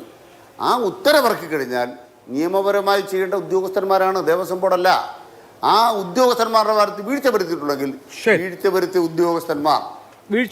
ഉദ്യോഗസ്ഥന്മാർ എന്നുള്ളതാണല്ലോ ഓരോ ഉദ്യോഗസ്ഥനും ഒരു ഭരണാധികാരിയും രക്ഷപ്പെടില്ല. മോഷണം നടത്തിയ ഒരുത്തനും രക്ഷപ്പെടുകയില്ല. അതാണ് പോയിന്റ്. ഒരാളെയും വിടുകയില്ല. വസ്തുതകളെ മറച്ചു വെച്ചിട്ട് ഞങ്ങളുടെ നേരെ ആക്രമിക്കാൻ വന്നാൽ ശ്രീ റിജിൽ മാക്കുറ്റി ഇതുവരെ SITയുടെ അന്വേഷണത്തിൽ, സ്പെഷ്യൽ ഇൻവെസ്റ്റിഗേഷൻ ടീമിന്റെ അന്വേഷണത്തിൽ N. വാസു ചോദ്യം ചെയ്യലിന് വിധേയനായി എന്നതൊഴിച്ചാൽ പൊളിറ്റിക്കലായി അപ്പോയിന്റ് ചെയ്യപ്പെട്ട ഒരാളും ഇതുവരെ അറസ്റ്റിലായിട്ടില്ല. ഉദ്യോഗസ്ഥരായിരുന്ന എക്സിക്യൂട്ടീവ് ഓഫീസറായിരുന്ന, അതുപോലെ തന്നെ അഡ്മിനിസ്ട്രേറ്റീവ് ഓഫീസറായിരുന്ന ഉദ്യോഗസ്ഥർ അറസ്റ്റിലായിട്ടുണ്ട്. അതുപോലെ തന്നെ ഈ സ്വർണ്ണ കവർച്ചയുടെ സൂത്രധാരനായ ഉണ്ണികൃഷ്ണൻ പോറ്റി അറസ്റ്റിലായിട്ടുണ്ട്. അതല്ലാതെ അതിനപ്പുറത്ത് ഉദ്യോഗസ്ഥ തലത്തിൽ നിന്ന് അല്ലാതെ പൊളിറ്റിക്കൽ നോമിനീസായി അവിടെ വന്നിട്ടുള്ള ഒരാൾക്ക് മേൽ പോലും ഇതുവരെ പിടി വീണിട്ടില്ല. ഉദ്യോഗസ്ഥരുടെ വീഴ്ച എന്നാണ് ഇപ്പോഴും ആവർത്തിക്കുന്നത്. അപ്പോൾ ഇത് ഉദ്യോഗസ്ഥർക്ക് അപ്പുറത്ത് ഇൻവോൾവ്മെന്റ് ഇല്ലാത്തൊരു വിഷയമായിരിക്കുമോ? ഇപ്പോൾ കോടതിയുടെ മേൽനോട്ടത്തിലുള്ള അന്വേഷണ സംഘമല്ലേ, അവർക്കിപ്പോൾ ഒരാളെ പിടിക്കാൻ വേറെ തടസ്സമില്ലല്ലോ. ശ്രീ അഭിലാഷേ, കോടതിയുടെ നിർദ്ദേശപ്രകാരമാണ് അന്വേഷണമെങ്കിലും അന്വേഷിക്കുന്നത് ആഭ്യന്തര വകുപ്പിന് നേതൃത്വം കൊടുത്ത് പിണറായി വിജയന്റെ കീഴിലുള്ള ഉദ്യോഗസ്ഥന്മാരാണ്. ആ ഉദ്യോഗസ്ഥന്മാരെ പൊളിറ്റിക്കൽ സെക്രട്ടറി ഉൾപ്പെടെയുള്ള ആളുകൾ ഭീഷണിപ്പെടുത്തുന്നു എന്നുള്ളത് ഈ നാട്ടിലെ ജനങ്ങൾക്ക് നന്നായിട്ട് അറിയാം. യഥാർത്ഥത്തിൽ ഇത് ഉദ്യോഗസ്ഥന്മാരുടെ പേരിൽ കെട്ടിവെച്ചുകൊണ്ട് ഈ വലിയ സ്വർണ്ണക്കൊള്ള അതിനകത്ത് നിന്ന് ഇവരുടെ രാഷ്ട്രീയ നേതൃത്വത്തിൻ്റെയും ഇവരുടെ മന്ത്രിയുടെയും അതോടൊപ്പം ദേവസ്വം ബോർഡ് പ്രസിഡന്റുമാരുടെയും പങ്ക് ഒഴിവാക്കി കിട്ടാനുള്ള വലിയ രൂപത്തിൽ ഗൂഢാലോചന നടക്കുന്നു എന്നുള്ളതാണ്. ആ ഉദ്യോഗസ്ഥന്മാരെ ഇവർ ഭീഷണിപ്പെടുത്തുകയാണ്. അവരുടെ സർവീസിനുമായി ബന്ധപ്പെട്ട് തടസ്സമുണ്ടാക്കുമെന്നൊക്കെ പറഞ്ഞ് ഭീഷണിപ്പെടുത്തി അങ്ങനെ നിന്നുകൊണ്ട് ഇവരിലേക്ക്, പ്രത്യേകിച്ച് ഇവർ പറയുന്ന ഉണ്ണികൃഷ്ണൻ പോറ്റിയും മുരാരി ബാബുവും ഇപ്പോൾ പറയുന്ന മറ്റ് ആളുകൾക്ക് അപ്പുറത്തേക്കുള്ള ആളുകളിലേക്ക് അന്വേഷണം നടക്കുന്നില്ല. കൃത്യമായ തെളിവുകൾ നമ്മുടെ മുമ്പിലുണ്ടല്ലോ. ദേവസ്വം ബോർഡുമായി ബന്ധപ്പെട്ട വാസു കമ്മീഷണർ ആയിരിക്കുമ്പോഴും അതിനുശേഷം പ്രസിഡന്റ് ആയിരിക്കുമ്പോഴും അപ്പോൾ അതിനുശേഷം വന്ന പത്മകുമാർ ഉൾപ്പെടെയുള്ള ആളുകൾ എങ്ങനെയൊക്കെയാണ് ഈ ഉണ്ണികൃഷ്ണൻ പോറ്റിയെ ഉപയോഗിച്ചത് എന്നതിനെക്കുറിച്ച് കൃത്യമായ ബോധ്യമുണ്ടല്ലോ. എങ്ങനെയാണ് ഉണ്ണികൃഷ്ണൻ പോറ്റിക്ക് അവിടുത്തെ കട്ടിളയിലെ സ്വർണ്ണമെടുക്കാൻ, ദ്വാരപാലക സ്വർണ്ണമെടുക്കാൻ എങ്ങനെയാണ് അധികാരം കൊടുത്തത്? ഒരു ഒരു ഭരണകൂടത്തിന്റെ അല്ലെങ്കിൽ ഒരു പ്രത്യേകിച്ച് ദേവസ്വം ബോർഡിന്റെ പിന്തുണയില്ലാതെ പെർമിഷൻ ഇല്ലാതെ അങ്ങനെ എടുക്കാൻ പറ്റുന്ന കാര്യമാണോ? അങ്ങനെ എടുക്കണമെങ്കിൽ അതിന്റെ നിയമപരമായ കാര്യങ്ങൾ ചെയ്തിട്ടുണ്ടോ? ചെയ്തിട്ടില്ലല്ലോ. എവിടുന്നോ വന്നു എന്ന് പറയുന്ന ഉണ്ണികൃഷ്ണൻ പോറ്റിക്ക് ഈ സർവാധികാരം കൊടുക്കണമെങ്കിൽ കേവലം അവിടെയുള്ള ഉദ്യോഗസ്ഥന്മാർ മാത്രമാണ് എന്ന് പറഞ്ഞാൽ അരിയാഹാരം കഴിക്കുന്നവരാണ് ഈ നാട്ടിലെ ജനങ്ങൾ. പിന്നെ തന്ത്രിയുടെ പേര് പറയുന്നു. തന്ത്രി അതുമായി ബന്ധപ്പെട്ട് കൃത്യമായ നിലപാട് പറഞ്ഞിട്ടുണ്ടല്ലോ.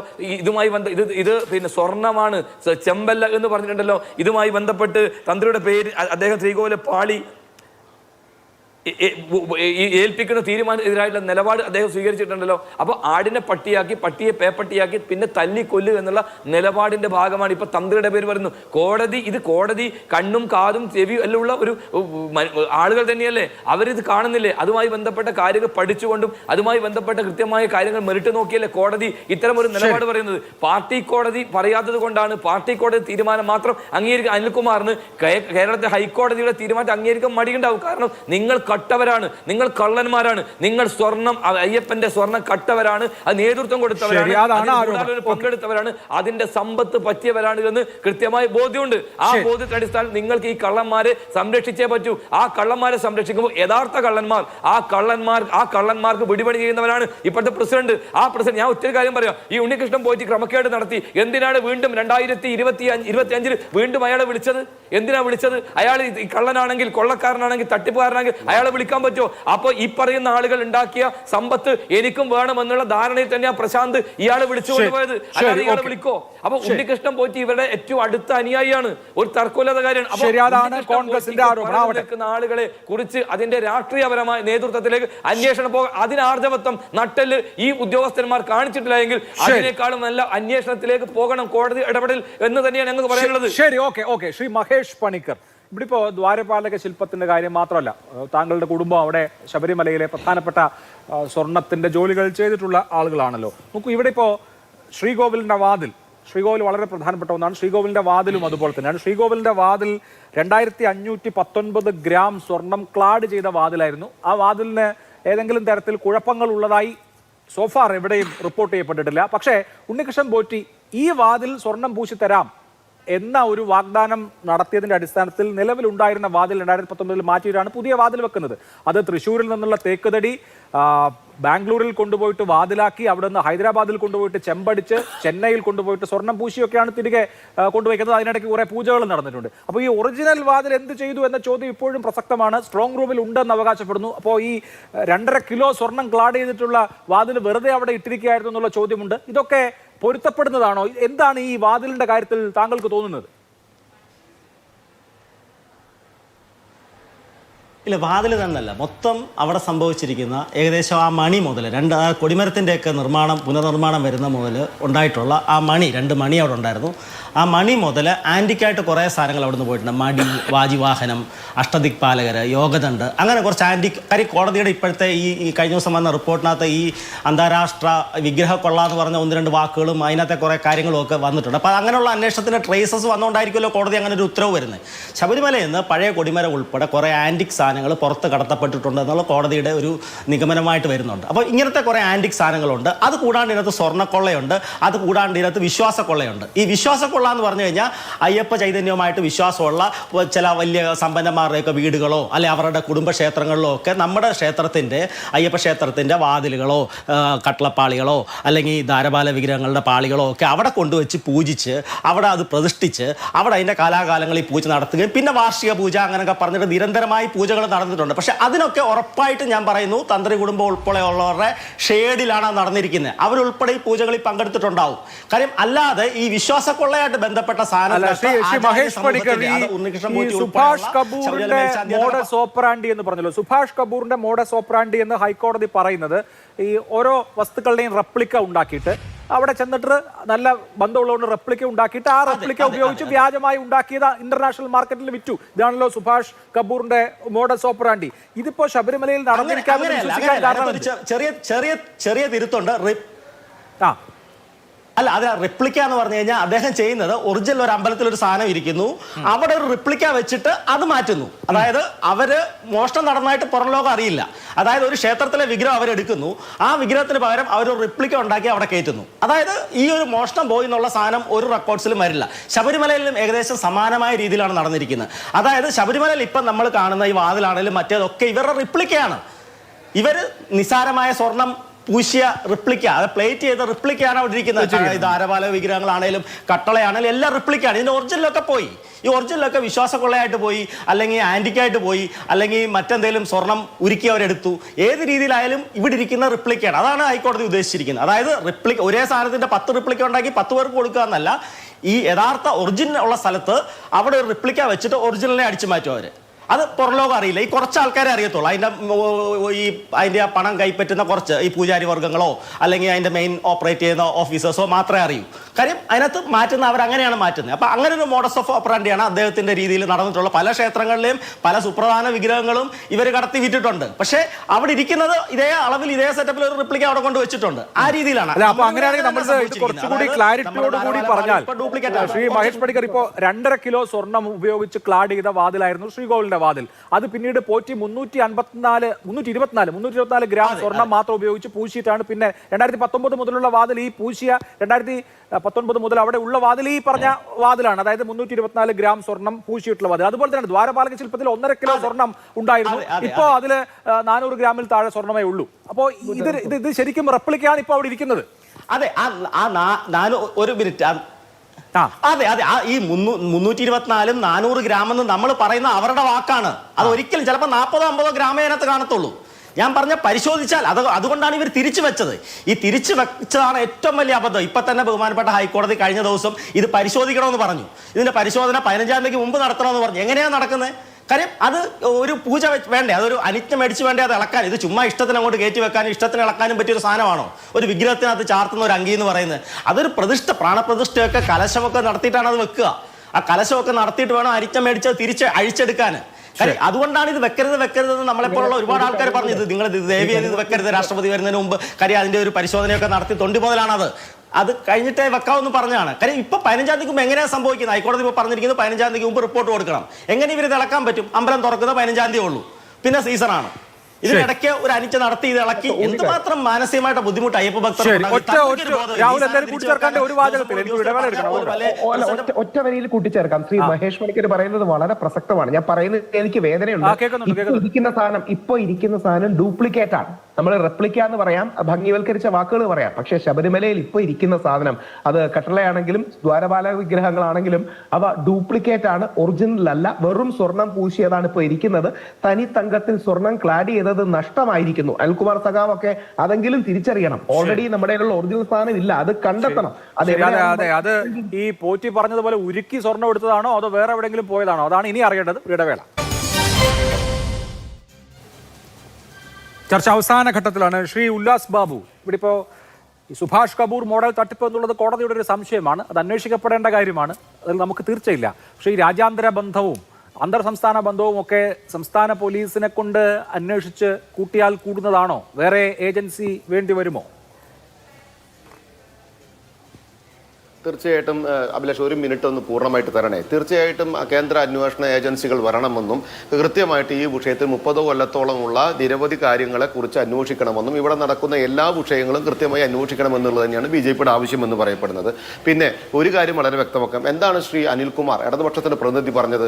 അദ്ദേഹം പറഞ്ഞു മുരാരി ബാബുവിനെ കൊണ്ടുവന്നത് ഞങ്ങളല്ലല്ലോ, വാസുവിനെ കൊണ്ടുവന്നത് ഭക്തജനങ്ങളാണോ, പോറ്റിയെ കൊണ്ടുവന്നത് ഭക്തജനങ്ങളാണോ, മുരാരി ബാബുവിനെ ശ്രദ്ധിക്കാതിരുന്ന ഭക്തജനങ്ങളുടെ കുറ്റമാണോ, പത്മകുമാറിനെ കൊണ്ടുവന്നത് ഭക്തജനങ്ങളാണോ, ഇമെയിൽ സ്വീകരിച്ചത് ഭക്തജനങ്ങളാണോ, ഇമെയിൽക്കനുസരിച്ച് കാര്യങ്ങൾ കൈകാര്യം ചെയ്തത് ഭക്തജനങ്ങളാണോ? ഇപ്പൊ അവർക്ക് ബഹുമാനപ്പെട്ട നീതിപീഠവും ശരിയല്ല, ബഹുമാനപ്പെട്ട തന്ത്രിയും ശരിയല്ല, ബഹുമാനപ്പെട്ട ആരും ശരിയല്ല.